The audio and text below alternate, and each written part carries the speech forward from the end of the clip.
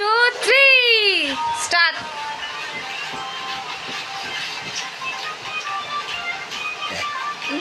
দাদু ভাইয়ের মতো নাচ করো।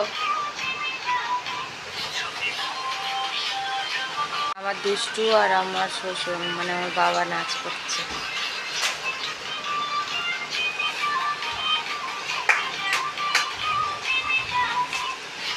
আমার দিকে দেখছে, মানে আমি ক্যামেরা করলে তো ভিডিও করলে ও আর নাচে না, তো দেখছে আমি আস্তে আস্তে কথা বলছি।